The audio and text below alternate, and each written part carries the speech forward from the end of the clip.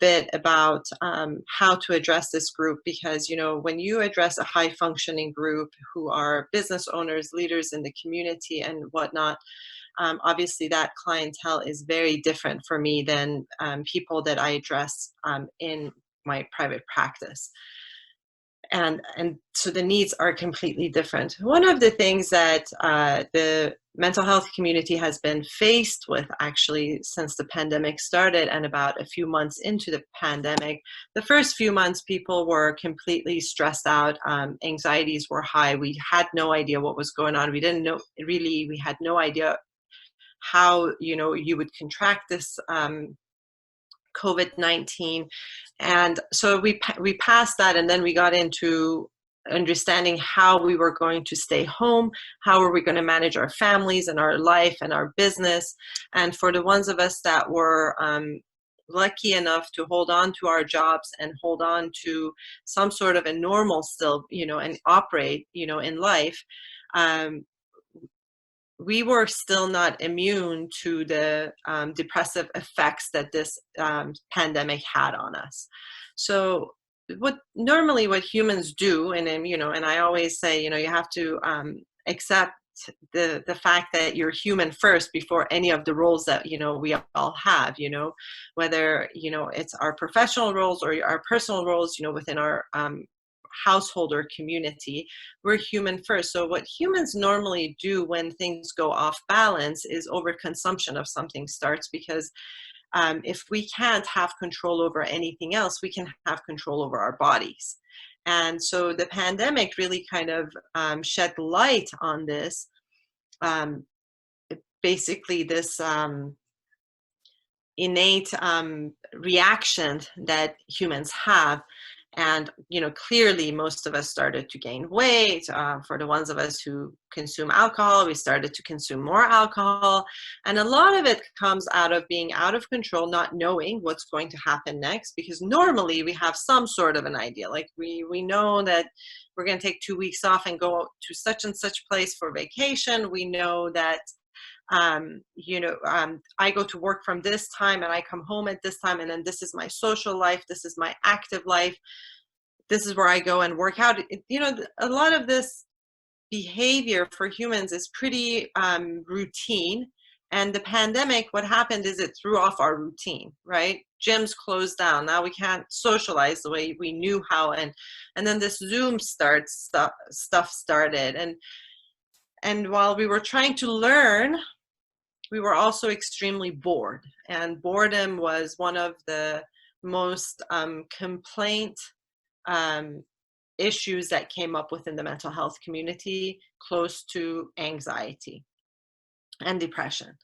So then what humans naturally do is they start to overconsume, whether it's shopping, consuming food, consuming, alcohol. If you smoke, probably you started to smoke more, so whatever behavior we had that was some sort of a escaping, calming behavior for us, we, upped it. So a lot of us in a consumerist society, what we do is, we kind of shut our heads off and go to a mall and we go shopping, right? We call that shopping therapy. We're very good at that. That was completely taken away from us. And for the ones of us that were not major, internet shoppers, online shoppers, we became super online shoppers, right? We just switched from one source and we went into another. So what do we do? I think I don't necessarily have to, this has been topic of conversation all over the news. Mental health professionals have been addressing, all sorts of groups, and I'm sure I'm not the first that you're hearing.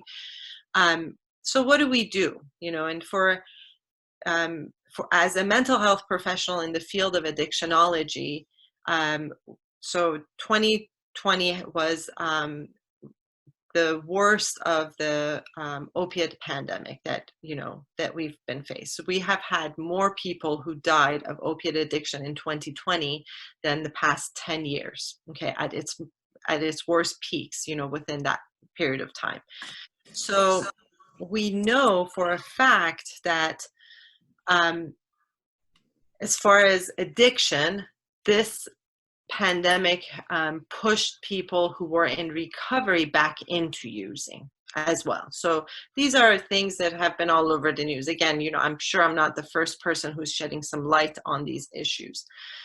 But for the ones of us who were social drinkers, for the ones of us who were social consumers, we kind of did it for our pastime, for to entertain ourselves, we're Iranians, we love to party, we love to socialize and drink together. That's part of our socialization and communication with one another. It never fails, for me to show up to an Iranian party and be handed some sort of shot of something, to celebrate, our gathering, right? That's just, this is how we socialize and we understand one another. So what do we do? How do we address the fact that we are consuming more and it's unhealthy? Whether we're shopping more than we need to, whether we're drinking more than it was normal for us before, whether we're consuming food more than we used to. How do we address the boredom so that we don't end up with long-term issues, right? One of the issues that we talk about in addiction medicine is the cell memory of the body. So there's a lot of stigma, obviously, about addiction, whether it's food addiction or alcoholism or, whatever it may be, right? There's a lot of stigma. And because of that stigma, we fail to recognize that this becomes a disease. We create a disease within our bodies due to our behavior, right? So understanding that long-term behavior on overconsumption is going to create a disease that needs to be addressed later on down the road is, I think, a really important issue to talk about among, mostly high functioning people, because my overconsumption may be that I'm trying to just kind of address my boredom at this point, not recognizing that what's going to happen is that down the road, I'm not going to be able to drink less because now I've spent a year and a half, hitting the bottle every night, for example, or I've spent a year and a half, overconsumption of sugary foods or high carb foods, right? Because the body has cell memory that remembers, and then it requires us to continue that behavior. Hence why, we yo-yo with diets, because we don't do it long enough to change the cell memory. We just do it long enough to get the effect that we want, and then we stop and go back, and then we yo-yo back. So this is just, human action and interaction and understanding how humans behave. So we can't really, and this is one of the issues that I constantly address with groups of people, is that we cannot disregard if we are over consuming. Like, we can't just turn, a blind eye to it, because this pandemic is going to go away, it seems like pretty soon here, hopefully within a few months. And then we're going to end up dealing with the issues that were created due to it. Okay. And I like to stop here for a second and open it up to the group and perhaps hear what our concerns are, and then, and then address some of those concerns, if that's okay with you. So, and then we can make this interactive, and then I don't feel like I'm talking to my computer screen. So you can raise your hand, but I'm going to start by saying I overeat, I overdrink, and I buy everything off of Amazon. So one. So Farron, I think, had the same problem. Farron, go ahead. You're on mute. Well, you're the best looking addict I've ever seen, Shani June.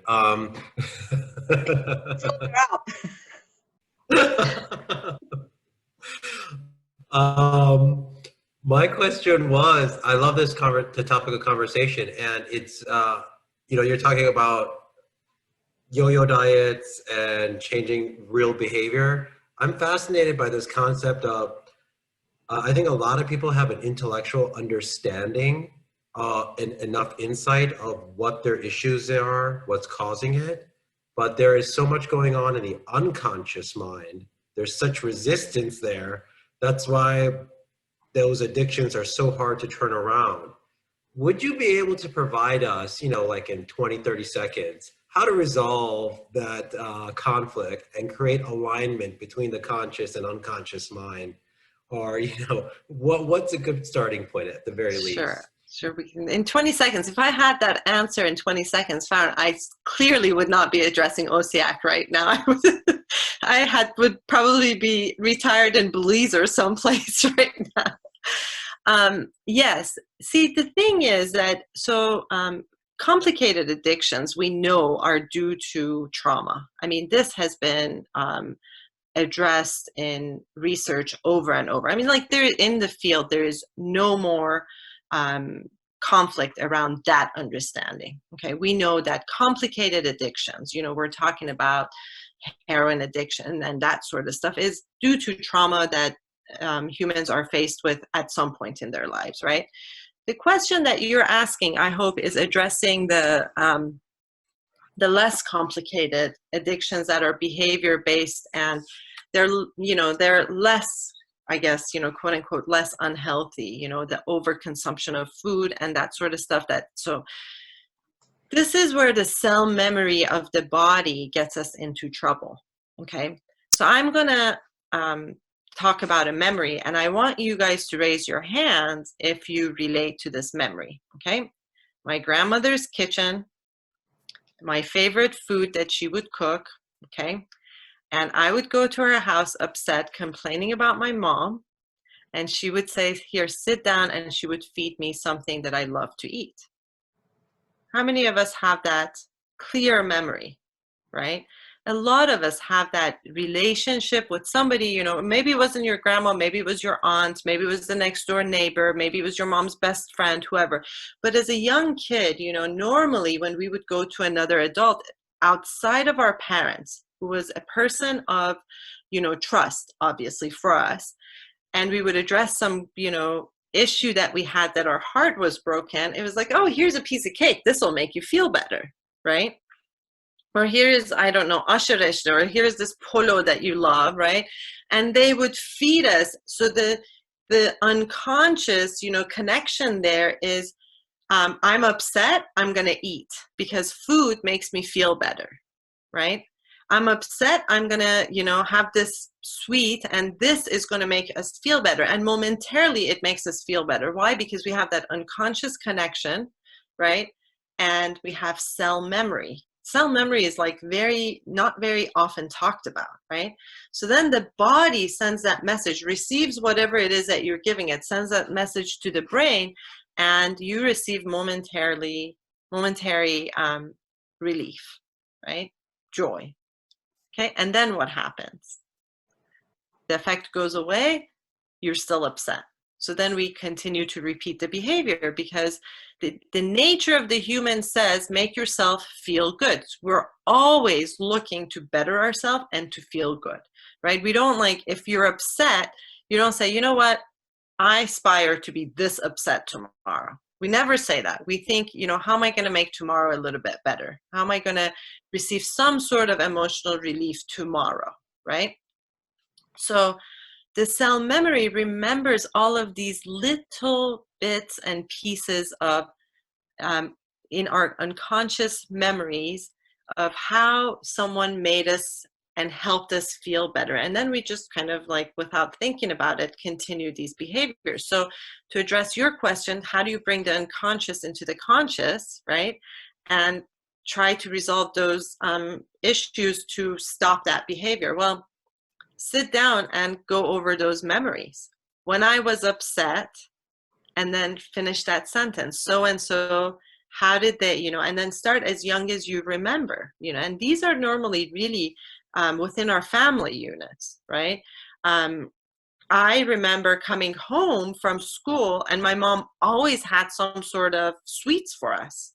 Like, we would come home famished, and then we would eat this something sweet, whether it was fruits or cake or ice or whatever, until we had dinner, right? So what do I do as an adult, right? Like, on my way home, I have like a bag of candy in my car that I like dip into without even thinking about it. And I eat that because that's how I was raised. until I really thought about it. I'm like, this is such an odd behavior. And not because I thought about it, because somebody was like, oh my God, why do you have so much candy in your car? I'm like, oh, I'll just have a piece before I get home to hold me over till dinner. And they're like, no wonder you can't lose the few pounds that you have on you. Well, of course, it's a very, very unconscious behavior that we have, that unless you think about it and bring it to the forefront of your thoughts, you're never going to address it. And then when you do that, then you realize, I've been doing this all my life without even ever addressing it, or it was never a conscious thought. So really sit down and think about when I was upset at the youngest age, and then continue that on and see how you were taught to address your emotional pain through consumption. Okay, so there is that. The cell memory is what gets us in trouble, and because as soon as you feed it, it remembers again, and it provides you that joy, because then once the message gets up to the neurological pathways, the memory pops open, becomes alive, and wants you to do it over again and over again and over again. So when it's an unconscious thought, you just naturally continue to do it. When it becomes a conscious thought, we have a tendency to stop that behavior and change that behavior, right? So I hope, it took, I think, 4 or 5 minutes, but I hope I addressed your 30-second question or answer that you asked. Very much so. Very illuminating. Thank you. It sounded so simple, but it's so hard to apply. It's not easy, but this is one of the ways that I work in my practice. We start with addressing one issue at a time. One, like literally, like bring this memory on and just see. And I truly believe addressing half of our issues is to take it out of the unconscious and make it into a conscious thought. It's the same concept that once we learned how to read, right? I cannot point to a sign and say, look at that sign, but don't read it, because you have that learning, right? You may not verbalize it, but you're going to read it. Even if it's in a language that we don't speak, as long as we can make the alphabetical order, the brain is going to read it. This is really the same way that the brain works. It's memory, it's cell memory. So I would again like to kind of open it to other people to, let's make this interactive, and then the hour will fly by. Abby has a question. Yes, Abby, go ahead. No, you don't? Okay, I have a question again. So I have no memory of my childhood, people feeding me or anything, but I truly love food. So how do you retrain your brain and tell it not to love food? Because I don't necessarily eat because I'm hungry. I eat because something looks delicious. So why not love food? Food is one of the biggest sources of joy for humans. Why not love food, right? Why do you make that association not a pleasant association? This is a wonderful association that you have, right? Right. So do you overconsume what you love? Yes. So see, the problem is that the problem isn't loving food or consuming food. It's the overconsumption of it. And I kind of wish that, most people had the problem of loving food. Most people have a very negative, relationship with food. You have a very positive relationship with food. So you keep your positive relationship. What you do is, again, you have to remember, why is it that why don't I stop at some point, right?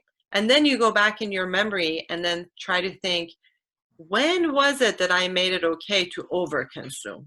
When was it that there was some message that I received from my environment, people who were raising me, college, whenever, that made that overconsumption kind of an okay, quote unquote, behavior for me, right? Loving food isn't your problem. Overconsumption is, right? Yes. it's having my appetizer, salad, main course, dessert, and maybe an aperitif right before dinner. So I'm not overeating every course, but I'm eating too many courses. So then the problem is, the problem to solve is to maybe eliminate or make the portions smaller, right? Mm-hmm. You can still very much, I think that it's really important to keep that relationship. I love food. I mean, I love food. I struggled when I became a vegetarian. I struggle more now, and like truly thinking about like really like no more cheese, no more yogurt. Like now going into veganism is very difficult because again, I have such great memories. Like how can you not enjoy a beautiful glass of wine with some cheese and crackers? Like that's out of it doesn't align well with me. But this is all memory, right? So your association with food is wonderful. You love it, you enjoy it, you get joy out of it. You keep that. What you try to change is the amount, or eliminating a few things that your body doesn't do well with, right? So elimination of whatever that doesn't align well with you. And I'm not a nutritionist, obviously, I mean, I deal with people who put needles in their arms, but food would have been a better, maybe path. But so try to address that and see if that would be something that would be helpful, right? And stopping at some point and feeling the feeling of being full, like, oh, okay, I'm full, I'm good, I'm content now. Is anyone else brave enough to ask questions, or am I going to put out everything about my life tonight? We should ask Majid to put out everything about your life. Well, he can talk. No filters. Everybody's very quiet here, but I'm sure there are other habits here that could be changed. Well, this is a tough topic. This is not, a easy topic to talk about. I'm normally not the most favorite person in the room, Listen, our emotions are so wrapped up in, we don't know how to make ourselves feel better. The coping mechanisms that we've learned are, for the most part, unhealthy, right? And it's hard to expose that. It's really difficult to expose that. It's really difficult to expose that in public, like kind of in a public forum. And so without like exposing too much, we can talk about it more in general terms, right? And that's I think that's much easier in a public forum to talk about these topics that are so difficult to address. Okay, as someone that I hear people talk about how to cope with this whole pandemic and being locked down and everything. And one of the things that I keep hearing is to keep busy. Just keep busy doing other things, like reupholster your furniture or bake cookies or whatever. What do you recommend on, it's one thing that we're overeating and over consuming, but what can we do not to do all that? One of the, right before this pandemic, I had a conversation with some of my colleagues about calming practices, right? So calming practices are practices that the human body goes into that has a rhythm, right? So walking has a rhythm. You finally get into a rhythm. Dancing has a rhythm. Once you start dancing, you finally get into this rhythm and you keep going, right? And then afterwards, we feel better. And the reason is because the meridian system of the body goes into balance, and because of that rhythm, we start to feel so much better. This is why people like become runners, or they become avid walkers, or, you see somebody at a tennis court and they're hitting, the wall. They're not necessarily playing a game, but they get into this rhythm.